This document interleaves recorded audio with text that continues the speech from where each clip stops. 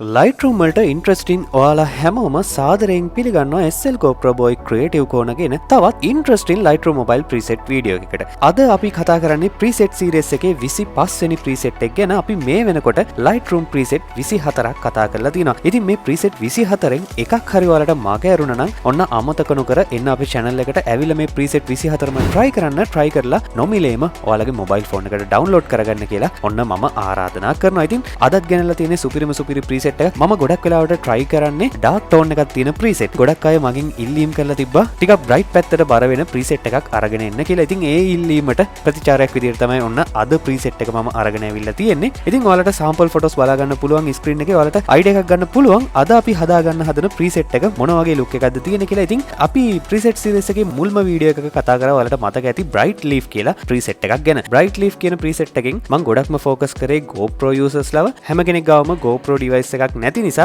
ඒ preset එක තව ටිකක් custom කරලා ඒ preset එක තව ටිකක් develop කරලා ඔන්න මම ඕනම device එකකින් capture කරන photo එකකට use කරන්න පුළුවන් ලස්සන bright preset එකක් තමයි අද ගෙනල්ලා තියෙන්නේ. ඒ වගේම තමයි මතක් කරනවා SL GoPro Boy YouTube channel එක තාම ඔයා subscribe කරේ නැත්නම් අමතක නොකර පහළ තියෙන රතු පාට subscribe button එක touch කරන්න කියලා ආරාධනා කරනවා. ඒ වගේම තමයි SL GoPro Boy ව Facebook එකෙන් Instagram එකෙන් TikTok එකෙන් follow කරන්න කියලාත් ආරාධනා කරනවා. වීඩියෝ එක දිගටම රැඳිලා ඉන්න අපි බලමු කොහොමද මේ strong bright කියන preset එක create කරගෙන නොමිලේම ඔයාලගේ mobile phone එකට download කරගන්න කියලා.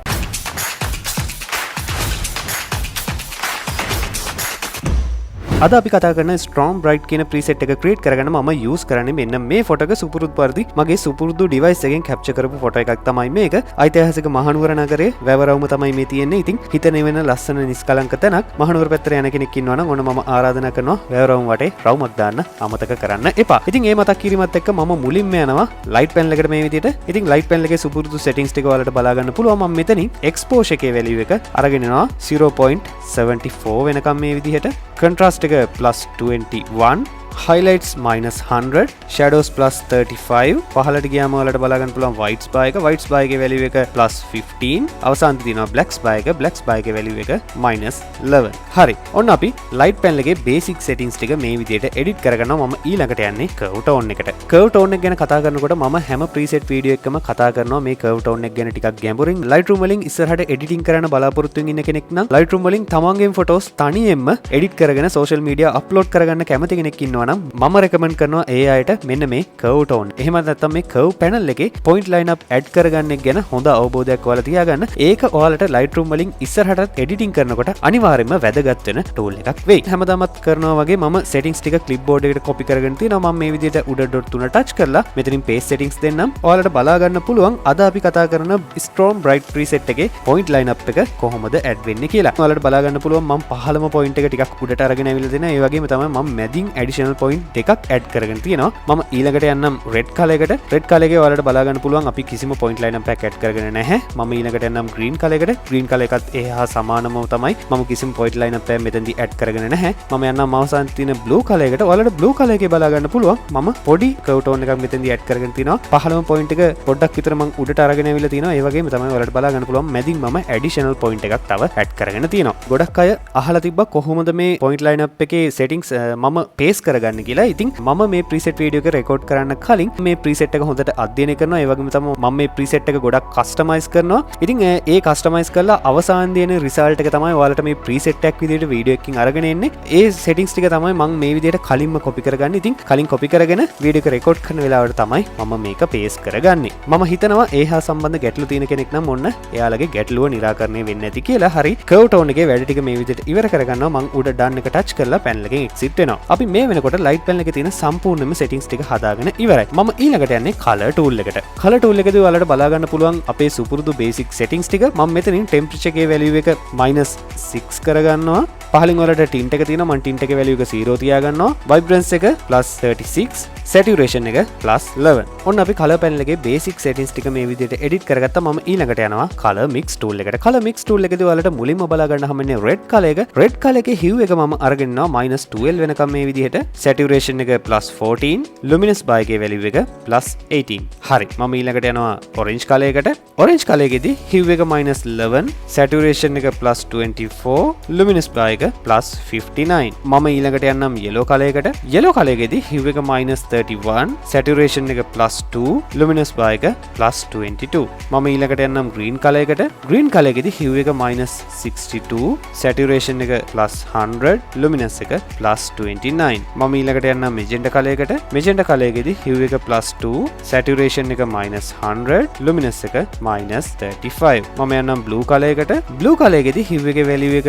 -27, saturation එක +65, luminous එක +55. ඔයාලට බලා ගන්න පුළුවන් අවසානයේ තියෙන purple සහ pink colors දෙක. මම මේ colors දෙකේ value වලට කිසිම වෙනසක් මෙතෙන්දී කරගන්නේ නැහැ. ඔන්න මම color mix tool එකේ වැඩ ටික ඉවර කරගත්තා. මම මෙතන done එක touch කරලා panel එකෙන් exit වෙනවා. preset series එකේ දිගටම රැඳිලා හිටපු කෙනෙක් නම් ඔයාලට මතක ඇති අපි කතා කරා color gradient tool එක. ඉතින් මේ color gradient tool එක Lightroom පාවිච්චි කරන කෙනෙක්ට අනිවාර්යයෙන්ම වැදගත් වෙන සුපිරිම tool එකක් විදිහට තමයි අඳුන්වන්න පුළුවන්. ආරාධනා කරනවා ඔයා Lightroom වලින් edit කරන කෙනෙක් නම් අනිවාර්යයෙන්ම color gradient tool එක ඔයාලගේ edit එකට එකතු කරගන්න අමතක කරන්න එපා. මේ preset එක create කරගන්නත් මට color gradient tool එකේ help එක ඕන වෙනවා. මම මේ විදිහට color gradient tool එකට යන්නම්. color gradient tool එක වලට මුලින්ම බලා ගන්න හම්බෙන්නේ shadows. මම shadows වල hue එකේ value එක අරගෙන යනවා 249 වෙනකම් මේ විදිහට. ඒකේ saturation එක මම අරගෙන යනවා 8 වෙනකම් මේ විදිහට. ඔන්න අපි color gradient tool එකෙත් වැඩ ටික ඉවර කරගත්තා. මම done දීලා panel එකෙන් exit වෙනවා. හරි. ඔන්න අපි මේ වෙනකොට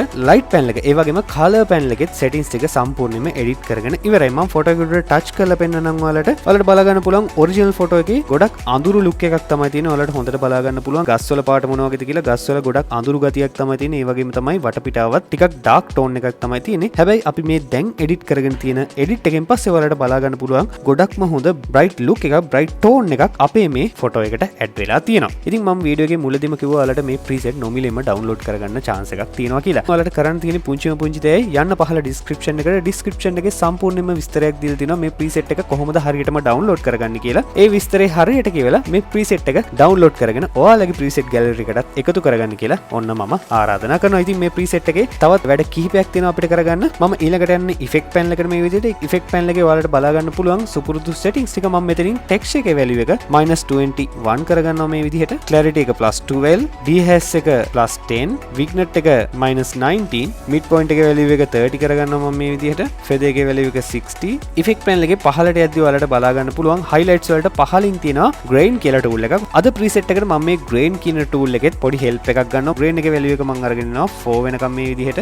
හරි. ඔන්න අපි effect panel එකෙත් වැඩ ටික මේ වෙනකොට ඉවර කරගන්නවා. මම ඊළඟට යන්නේ detail panel එකට. detail panel එකේදී උඩින්ම ඔයාලට බලා ගන්න පුළුවන් sharpening එක. මම sharpening එකේ value එක 8 කරගන්නවා මේ විදිහට. පහළට ආපුවම ඔයාලට බලා ගන්න පුළුවන් noise reduction එක. noise reduction bar එකේ value එක මම 15 කරගන්නවා මේ විදිහට. පහළටම ඔයාලට ආපුවම බලා ගන්න පුළුවන් color noise reduction bar එක. color noise reduction bar එකේ value එකත් මම 15 කරගන්නවා මේ විදිහට. ඔන්න අපි detail panel එකෙත් වැඩ ටික මේ විදිහට ඉවර කරගන්නවා. ඉතින් මම මේ Lightroom preset series එකේ videos වල කතා කරලා තියෙනවා profile tool එක ගැන. Lightroom ලා editing වලට දීලා තියෙන තවත් සුපිරි tool එකක් තමයි මේ profile tool එක කියන්නේ. Lightroom වලින් edit කරන ඔයා profile tool එක පාවිච්චි කරන්නේ නැත්නම් ඔන්න මම ආයෙත් කියනවා profile tool එකත් අනිවාර්යයෙන්ම පාවිච්චි කරන්න අමතක කරන්න එපා. මම profile tool එකට යනවා මේ විදිහට. මෙතනින් profile tool එකේ Lightroom ලා අපිට දීලා තියෙනවා profile කිහිපයක්ම artistic, black and white, modern, vintage කියන මේ profile ටික. ඉතින් මම මෙතනින් ගොඩක් මාස වෙන්නේ vintage සහ modern කියන profile වලට. මම මෙතනින් අද preset එක create කරගන්න තෝරගන්නේ vintage කියන profile එක. vintage profile එකෙන් මම vintage 2 කියන profile එක මේ විදිහට select කරනවා. ඉතින් ඔයාලට බලා ගන්න පුළුවන් අපේ අර තිබ්බ photo එකේ තිබ්බ bright ගතිය